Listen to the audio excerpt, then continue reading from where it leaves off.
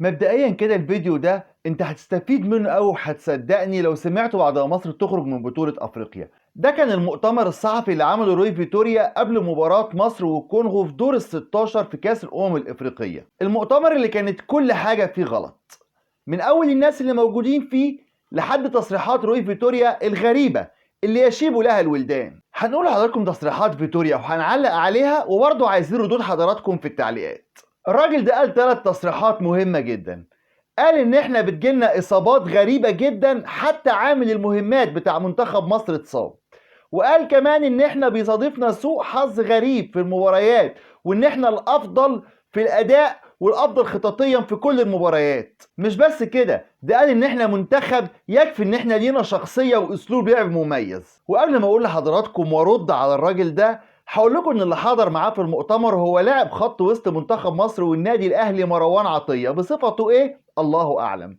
هو قالوا ان هو حضر بدل مرموش، اللي هو كان هيحضر بصفته ايه؟ الله اعلم. مرموش جات له نزله برد وما قدرش يحضر المؤتمر وحضر بداله مروان عطيه، وكانهم كانوا معزومين على العشاء. والله احنا من يوم ما وعينا على الكوره دي نعرف ان اللي بيحضر المؤتمر الصحفي المدير الفني وكابتن الفريق. مرموش صفته ايه ومروان عطيه صفته ايه وحجازي فين؟ الله اعلم. بس واضح طبعا ان الامور هناك ماشيه بالحب بالمجاملات، وان حازم امام مش عايز يزعل حد. نروح بقى لعم فيتوريا. فيتوريا بيتكلم ان احنا بتجيلنا اصابات غريبه جدا وكأن معمول لنا عمل، وحتى عامل المهمات اتصاب. يا عم عامل مهمات ايه؟ خليك راجل مسؤول واتكلم كلام يتفهم وكلام معقول. لما تتكلم عن لعيبه منتخب مصر ما تدخليش عامل المهمات، اتكلم على قدر عقول الناس.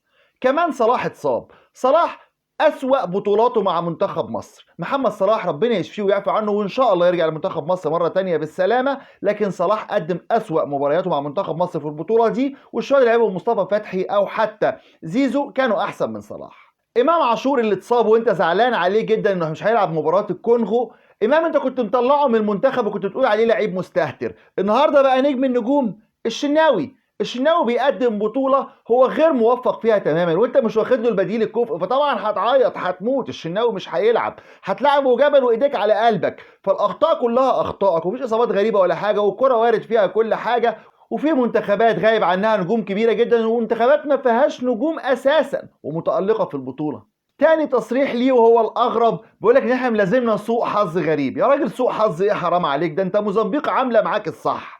ده موزمبيق اهلتنا بعد ما كنا روحنا ونمنا في بيوتنا. ده انت ما قدرتش تكسب كام فيديو وهي بتلعبك بالصف الثاني عشان تتاهل باقدام لاعبيك. استنيت لما موزمبيق تتعادل مع غانا وتاخدها وتخرج عشان مصر تتاهل. بالله عليكم في حظ كده؟ اخر حاجه قال لك ان احنا فريق منظم وعندنا اسلوب وطريقه لعب.